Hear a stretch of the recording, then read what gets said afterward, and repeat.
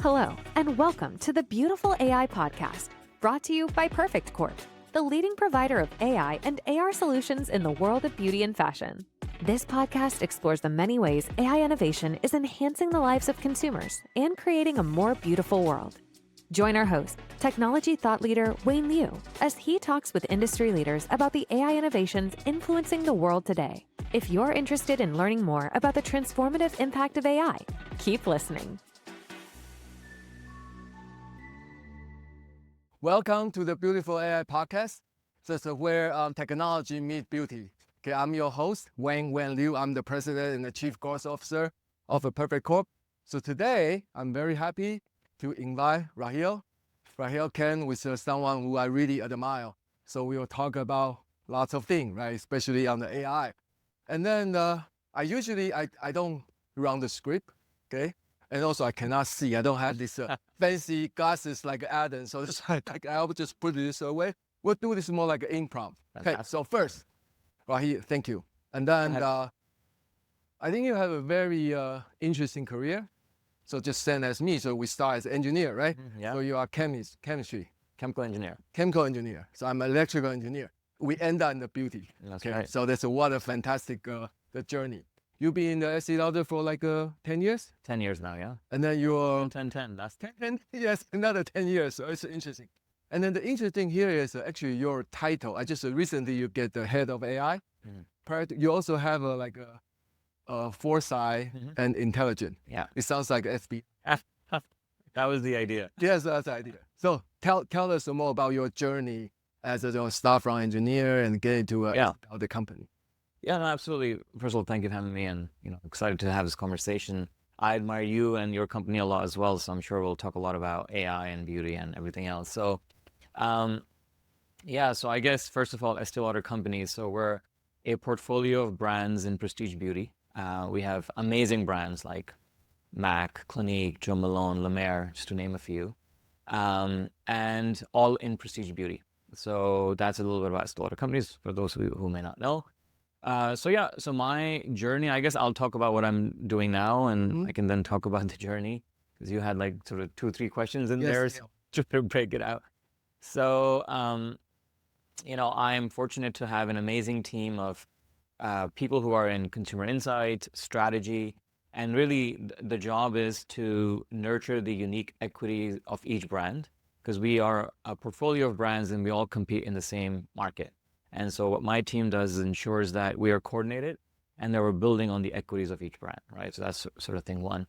Part of that, obviously, there's a lot of use of consumer insights, data, AI. And so I lead the AI strategy for our company and ensure that, we are using AI in a responsible way, in a way that drives growth, and in a way where we are really consumer obsessed.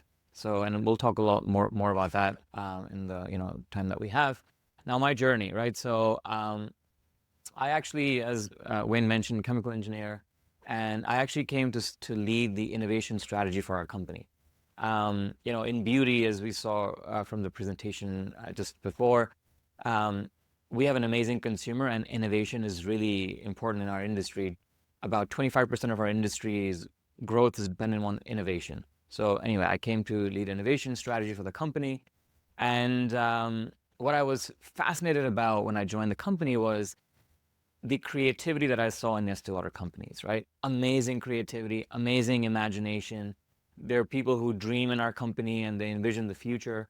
And really, the opportunity that I saw was, how do we bring this magic that existed in our company? How do we bring math to it?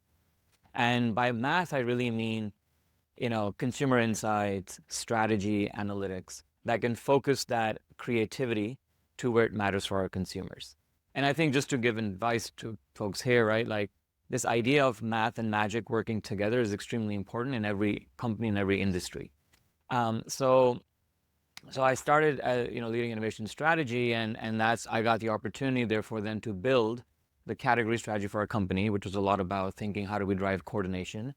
And because we wanted to bring insights and analytics, we invested a lot in data and AI. This is now going about 10 years ago, which is when I first joined. So AI obviously has become the buzzword now, but it's been around for a long time. And so that basically just resulted in me, getting more and more responsibilities to basically now where, I have the amazing, privilege to, be at a point where we're bringing AI together with insights analytics to our portfolio of brands. Yes, absolutely. Right now, so AI become on the center, the main stage. So actually, Raheel is not exaggerated. He says like they studied AI 10 years ago. So actually, sometimes people think Estée Lauder Company, iconic, classic. So sometimes it's a little bit like negative associated with that because you think it's old school. But actually, Estée Lauder is not. It's a really forward-looking. So actually, I just tell a story here. So our very first large enterprise scale customer is Estée Lauder. Mhm. So we have a meeting with Stefan. So right now, he's the CEO. He has lots of idea. He's more like a tech visionary. He has lots of idea. And even one of his idea lead to Perfect Corp. So one of the major products is our shade finder. Okay. At that time, he says, oh, the problem is that you cannot find the right shade. Mhm. Can you using AI? At that time, he said AI. Can you use AI to sort of like create a product? And that's how we start using the deep learning, and we get lots of skin tones. Right now, we can get like 89,000 different skin tone. Okay, so very diversified. Okay, so that's why I talk about Estée Lauder. The Yeah. company has a history, and then we also know high touch. Yeah. Right, it's something you will put into your brand DNA. So in this era of AI, how do you mix or marry this high touch, customers first idea with the AI? Yeah, look, it's a great question, right? So, and I think really the core of the question is, what is the role of AI, Yeah. right, in all of our companies, in all of our industry? So look, I always say, I lead the AI strategy and really around from the business side, right? So we actually don't have an AI strategy. We have a company strategy. And the role of AI is to really enable that. What is our company strategy, right? So we, Stefan actually in February announced this Beauty Reimagined, which is our bold strategic vision to be the best consumer-centric company in prestige beauty. Yeah. And there's sort of 5 key areas there. Number 1 is around making sure that we are in the channels where the consumers are, right? So consumer coverage. And we just saw this amazing presentation around where consumers are, right? And so not to repeat that, but consumers are moving very quickly, right? And they're going to TikTok Shop, for example. We saw Amazon. So that's thing number 1. We got to go where the consumers are. Thing number 2 is then innovation, which I already talked about. And really this is about transformative innovation, which consumers really get excited about. And when you saw growth, right, and we saw fragrances growing, right, we saw hand and body growing. A lot of it also depends on the innovation that we bring to the industry, right? Whether it be small sizes of innovation or new benefits or scent, right? This is all. So innovation is a big driver of growth. So that's number 2. Number 3 is around consumer-facing investments. Now, maybe we'll talk a little bit more about this, but the way consumers are learning about products, it's changing very, very quickly. Yes. There's blurring of lines that we're seeing from media and commerce. So, where we invest to kind of make our consumers aware about our brands and our products, that consumer investments is really important. Number 4 is around profitable growth, and 5 is how we work. So that's our strategy, right? That's our framework. And AI's role is to really enable each of those. So the way we think about AI is, against those 5 areas, right? AI's job is, there's sort of 3 jobs that AI has. Job number 1 is to really enable our employee base to have AI solutions so that they can be more creative and be better knowledge workers. I'll talk about that in a second. Second thing is around, I mentioned this strategy, right? Consumer coverage and innovation and consumer-facing investments. We are investing in proprietary platforms with our partners. We have partnerships with amazing technologists such as Google, Microsoft, but also Perfect Corp, right? And what we do is we build proprietary platforms to enable the things that I just mentioned against our strategy, right? So consumer coverage. What is a proprietary platform that allows us to understand where consumer coverage needs to go? And then number 3 is around Look, AI is actually completely disrupting the industry, not just about how we do our jobs in our companies, but actually how consumers are going to engage with us. So we're thinking about how do we use AI to disrupt that and get ahead of it? Or how do we think about what consumer behaviors are going to change in terms of shopping and discovery, right? So those three questions for AI is how we apply our AI thinking to, to our strategic framework. Yes, it's very good. So amazing. So that's why thank you for sharing this sort of like a strategic thinking with us. And also I like the idea. It's no AI strategy. It's a company strategy. Exactly. So every executive should have a plank on that, right? And then think about AI as a part of the strategy. That's It's just right. not design a strategy just for AI. Okay, so that actually is give a good pathway into my next question. So we talk about AI. Actually, one of the point which will inspire this conversation is, I wrote for Forbes, okay? And then one of the article I wrote is beauty anxiety. I put anxiety with I insert I, so like AI anxiety. So that's I have a lot of idea. And then Raheel read this article, and then one thing which you was sort of like, he said, let's have a debate on that. Okay, first thing is I said, okay, AI, right? Lots of AI. AI open up the Pandora's box. And then I said probably it would like replace the job. People kind of like worry about that, kind of like reduce the creativity, okay? And then actually Raheel has a different thought on that. Yeah. So right now let's talk about AI. So based on your opinion, okay? So how do you see AI play or like increase the creativity or decrease the creativity, and then also in the role of a product development, marketing, customer service, it's all kind of different aspect of AI. Yeah. Share with us. No, happy to. Look, and I'll share thoughts, and maybe I'll show you guys a video as well. So in a second. So look, I think it's the exact opposite the way I see it. AI is really enhancing creativity. So if we take a step back, right? Like at the end of the day, we want our amazing creative people to do things that are of their hearts and their minds, right? And no creative person wants to go look for data and do things that are like essentially difficult. Right? They want to be creative, whether it be in the area of creating content or coming up with new innovation. At the end of the day, the way I think about this is they want to be knowledge workers, right? Creative knowledge workers. And the job of AI is to bring knowledge to them so they can use it and actually focus their creativity to where it matters. And that's really what AI is doing if done correctly. Look, AI is not going to replace jobs. People who use AI might replace the jobs of people who don't use AI. That might happen because those people that use AI will become knowledge workers and will be able to focus their efforts and their creativity where it matters for the consumer. Now, I think the important part in all of this is that when it comes to knowledge, right, it's data analytics. What we see from our tracking of our employees is that immediately by using these AI tools, a 15% productivity increase. But that's not the only number. Because with this productivity increase, they can spend more time on, again, the stuff of hearts and minds. The fascinating number for me is around the increase of capabilities, right, that people are seeing. So what I mean by that is that if you have someone who's extremely creative, but they don't have data and statistical capability, with AI now they can actually leverage data and statistics to prove their point. And it's the flip as well for data and statistical folks, right? They can tell a story with images in a really creative way. So I think that actually creativity is becoming more focused to where it matters for our consumers. So what does all this mean, right? I think to me, this is a capability which is about people, process, technology. If we're just going to focus on the technology, it's actually not the answer. It's about upskilling people, and it's about processes as well.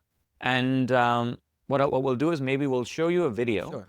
And then maybe I'll talk about how we're thinking about people and process together with technology, just to frame a little bit, right? Like what we do in our industry. So I mentioned, 10 years ago, we started, using AI.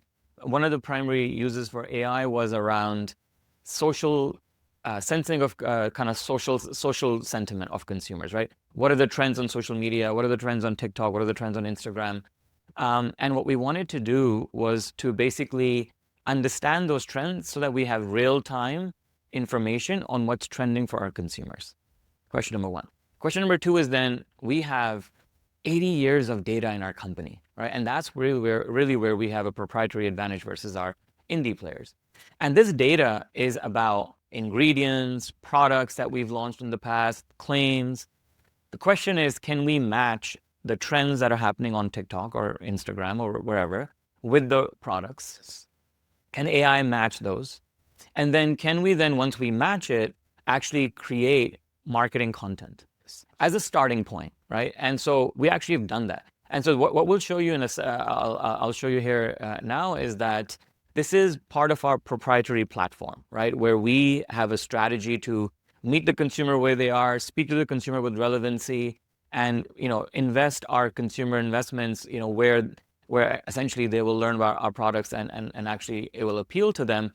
And so what you're going to see here is what we call Trend Studio. And so what you see here is essentially these are the trends that are right now relevant on social media. So spring beauty is the most relevant trend right now. And we picked Too Faced as a brand. And what you see here is it's AI is matching for spring beauty what is the regimen of products and looks that AI can best match to deliver to the consumer the spring beauty trend. So we go in and we select the products, hit continue, and now you can go and select what you want to do. You want to go to TikTok and create a caption or a post. So in this case, we're creating a caption for the Gen Z audience, right? And once you generate, this is in real time creating the right content to basically target that consumer on spring beauty, right?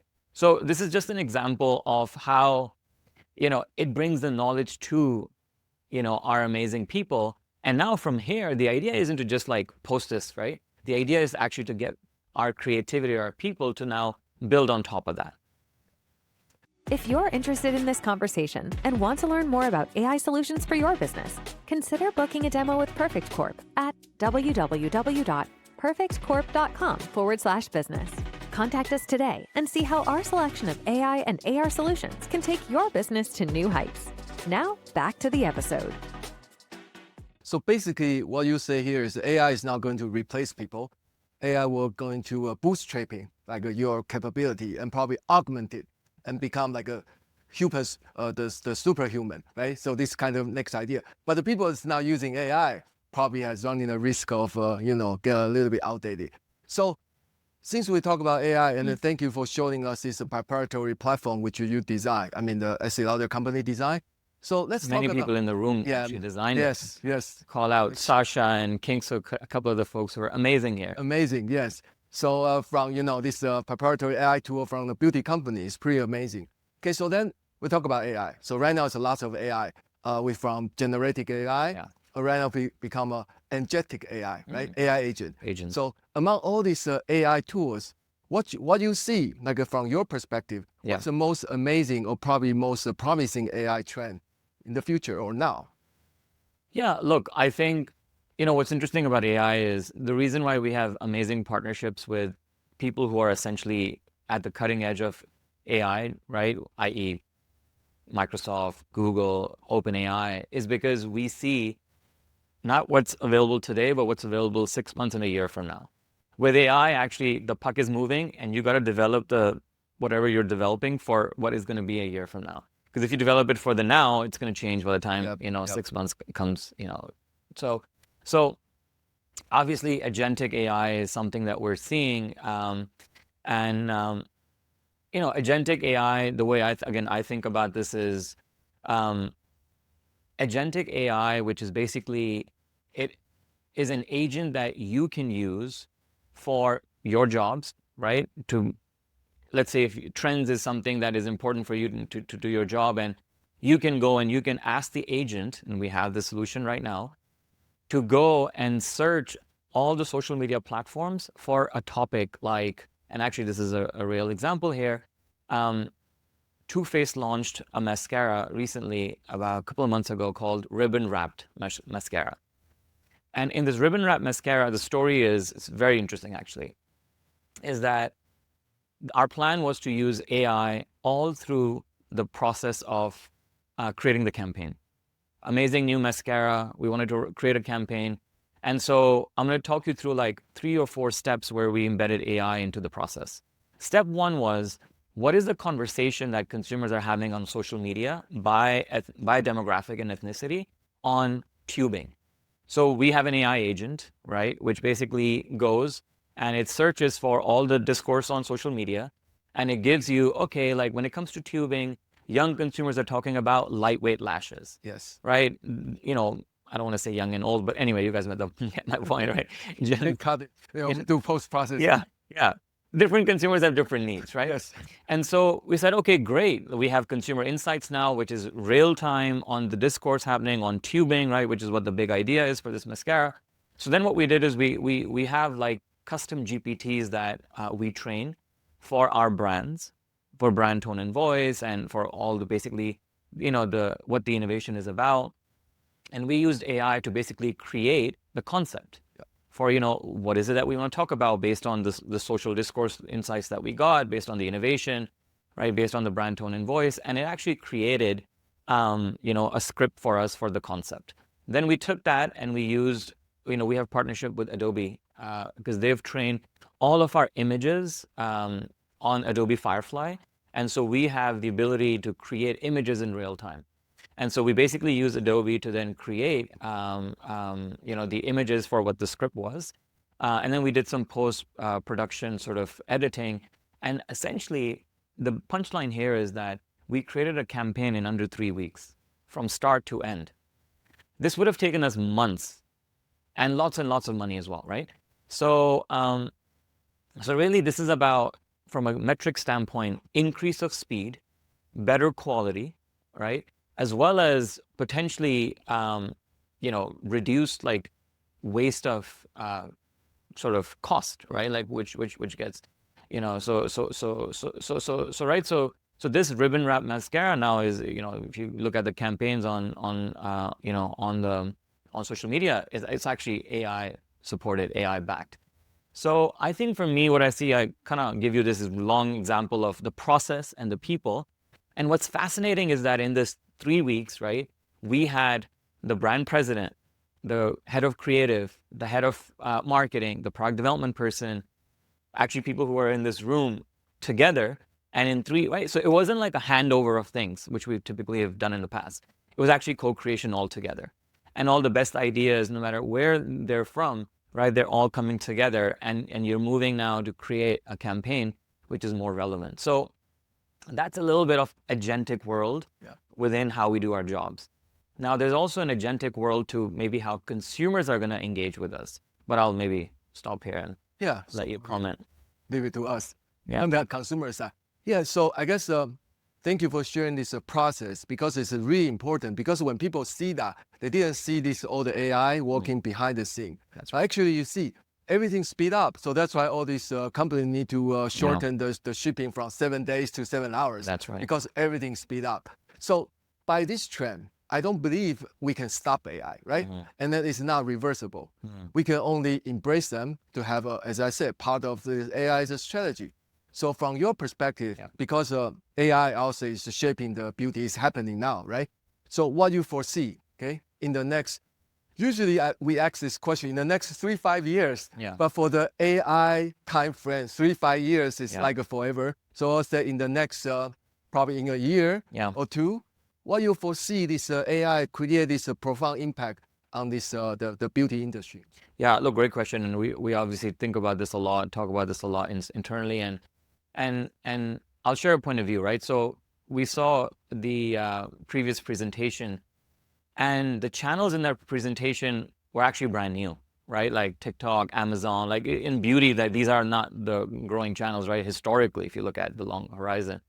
And what's happening is that, and I'll come to the answer for what I see, which will be even faster, is there is a complete blurring of lines between media and commerce, right? And consumers, therefore, now at a point where there's an explosion of the content that's needed. Because there's an explosion of content that's needed, you also need to be really relevant with the content. Otherwise, it's just noise and consumers won't convert. By the way, I love our industry because you have to be so much on the pulse of the consumer, right?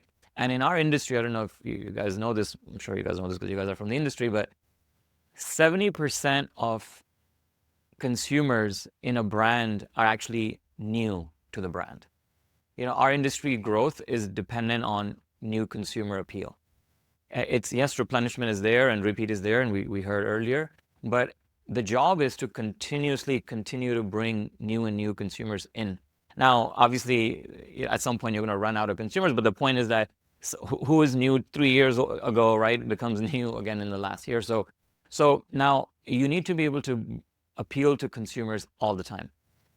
And because the content is exploding, what's also happening is that there's no longer a funnel, right? We used to think about, awareness and then consideration and then trial and then repeat. Actually, there's no funnel anymore. It's all broken up. And now think about the cost that it takes to do marketing, so much content, always relevant on all these different platforms. Because how you speak on TikTok is different to how you speak on Amazon, which is different to how you speak on broad media, right? For example. So anyway, what's happening here is that the consumers are moving very, very, very quickly because there's invention and innovation in how they learn and engage with commerce and media. Now, put LLM on top of that. And I think that they're going to now move even faster. So what I mean by that is, and this is fascinating, by the way, consumers are already using LLMs to discover products, right? They're no longer Googling stuff, right? They're actually going to whatever their favorite thing is, ChatGPT, and learning about their regimen on ChatGPT and learning about fragrance wardrobing on ChatGPT. So their discovery of products is actually going to go on LLMs. Which LLM? I don't know. Maybe there's going to be multiple LLMs to be determined, but certainly the behavior is changing there. Now, that behavior is actually of a consumer that is not very savvy with ChatGPT. As you go more savvy, right, and maybe you guys can relate to, maybe you guys are doing this or seeing others doing this, people are using ChatGPT almost as like a therapist in some cases, right? And because, LLMs have a memory. And they'll remember that, I have a New York Stock Exchange, meeting to go to, and it's going to be hot, I don't know, in the subway. And so it's going to recommend something that's more relevant to you based on the memory that it has of you. And some consumers are actually using LLMs already like they use their cell phones, right? Like almost like an operating system. So where I'm going with this is that I think that the consumer behavior and how they learn about our products and our industry is going to completely change. Absolutely. And we have to think about not our relationship just with our consumers, but perhaps our consumer, the LLM, and the brand. And is there going to be a world where a consumer's LLM is going to speak to our brand LLM? And are they going to do all the discussions between them that are of not the heart and the mind, right? And then the consumer is going to really choose, just like our people, right? Choose to do the stuff that's of the heart and the mind. Is the consumer just going to choose to engage on the topics that are off the heart and the mind for them? And then that's where the engagement with the brand will be. So I think we're in such fascinating times right now. And we're going to shape it together. Yes, absolutely. And also, there's lots of opportunity. As you said, the consumer journey change. It's no funnel anymore. Because you see, like a TikTok made me buy it.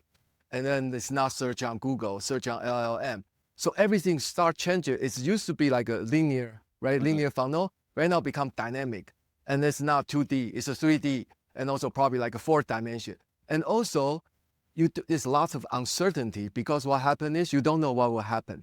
So the leader or the brand need to anticipate what happened. As you said, you have to do one step ahead of your consumer and then provide the solution when they need it. So that's why that's a great the moment for the people has a creativity, has a knowledge, has AI. So probably we'll wrapping up all this. The last one, I know you advise to your executive team and then the board members. So I guess we have lots of executive or the brand executive here. So just give some advice to our probably the audience, the audience and also the audience here. So what should they do? What should they do? Why should they do? And how should they do? So just give them some advice. How much time do we have? Yeah. So we probably do a set a part 2. Okay. So No, I obviously, I'll give you some advice and just. about 10. Oh, okay. 10 minutes of advice. No, and we can also obviously go into questions if Yes. Yep. But I can certainly give you more than 10 minutes of advice. I'll give you a few, right? Just for what it's worth, hopefully. This is just me, look, what I've learned from the team who's here and also like kind of our journey, right? Because we've been now doing AI for about 1.5 2 years. And so we're a little bit ahead, I would say, in our journey. Thing one, I would say, is that please do not outsource the use of chat, like, AI and LLMs and generative AI to anyone in your company or, consulting, right? So like, don't think that, oh, like, hey, this group of people or these new, Gen Z population or these consultants can go figure out how to think about generative AI. Like, get in it, right? Like, I have 3 kids that are 7, 9, and 11. And actually, I am using these generative AI tools with them. And actually, they teach me, I learn from them, I teach them, right? And so take it upon yourself as executives and as whoever to really learn this really, yourself, number one. Number two, I think that as executives, and this is really what I would say is Stefan and our leadership team has done an excellent job, is, help people with how to actually use generative AI to bring process and upskilling of people together, right? Like, we got to bring energy to our people. Yes. And this is not about like, and lead from the front, right? Like Stefan himself uses LLM, and Fabrizio, right, who's our CEO that he's just loving.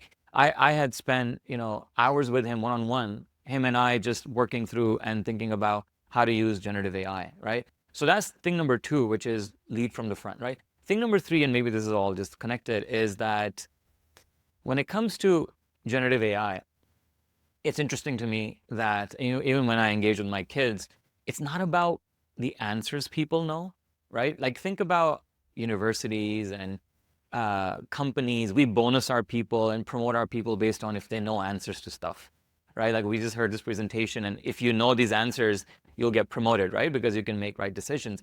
Actually, now we have to change the culture. It's not about the answers we know, it's about the questions we need to ask. Because this is a world where all the data is in the LLM, or will be in the LLM. If you guys are not building proprietary solutions, you should be.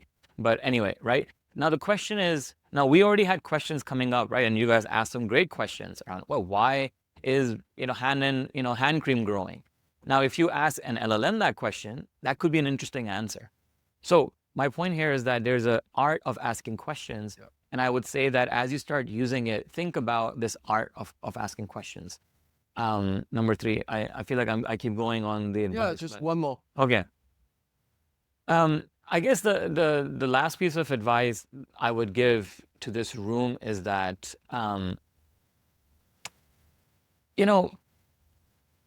when it comes to, and maybe I kind of talked about this already, is when it comes to creativity, right? Think about, bringing equal parts math and magic to our companies. Now, in every company, there's usually a lean on one versus the other, right? Some companies are very sort of have a lot of math and a lot of strategy and a lot of analytics and not enough creativity. And other companies, right? Our company certainly, right? Like, and now it's I would say it's a great balance.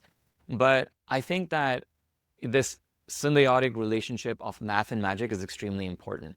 And so don't rely, the danger of generative AI is that it will make every answer look extremely good, right? It will, even if it's a wrong answer, it will make it sound really good.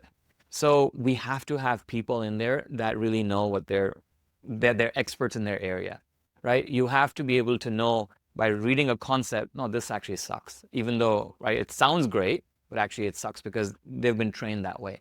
So I think that it's super important to apply AI in a way based on where what the strengths of the companies is, right? And it can bring you creativity, or it can bring you the magic, right? Or it can bring you the math. But the super important thing is that it's the people who are going to be the differentiators for long-term competitive advantage. Absolutely. And they have to use AI as that knowledge to be able to get to, this differentiation. Yes. So that's great. And then also I always say that people need to harness AI. Okay, you don't want AI to drive you, as you said. So AI give you a question, you need to be able to judge if that question, the answer is right or wrong. I'll probably just wrap up this with a framework. I'll say we will have a gap here, right? So, Estée Lauder Companies really catching really fast on the AI, but it's always a gap. It's ideal cases, ideal state, and this one is current state, what we have. It's a gap here. How do we fill up this gap? Probably from, to summarize what you say, is from three aspects. One is the knowledge. You have to know that, like, Stefan, right? Like learning every day. So you have to have a knowledge in order to do the right thing and make a right judgment. Second thing is, as you said, you need to be fun. So the motivation is important. Yeah. Okay, if you make things really hard, people has no motivation, they won't change it. And the third one is really you need the organization to support it. Okay. You like a great board or the executive team to support that. And then they need to have a knowledge, they need to have a motivation, and then the whole organization can support that. So that's why we conclude that. But before that, we're Perfect Corp, right? So we are pioneer on this beauty tech. So we are not really missing on the AI. We've been doing AI for 10 plus years. So actually, I want to show you what our vision about beauty agent look like, okay? And then let me show you. Welcome to our demo video. We're going to introduce our latest technology, the AI Beauty Agent. So let's take a closer look on how we can interact with this technology. I'm going to ask a very specific question about a scenario for which I need a makeup look. I will ask that I'm going to my friend's wedding. So let's see. I don't know if you Okay, can. so it's yeah. suggesting me she's to take a typing. photo, but I want to challenge the AI. What happens if I say something very specific, like I'm not the bride or I'm not the bridesmaid, and I still need an appropriate makeup look for me? This is actually really interesting. It says, got it, since you're a guest, we can do a chic, elegant look that complements your features without overshadowing the bride. Actually taking into consideration that I do not want to outshine the bride on her wedding day, her big day. So it's gonna give me a classy, suitable look for me as a guest. I have taken a photo and we will see, according to my face shape. However, I still want to challenge it. There's something more specific. I'm wearing a navy blue dress, and I want to see if it can pair the makeup with whatever I am wearing.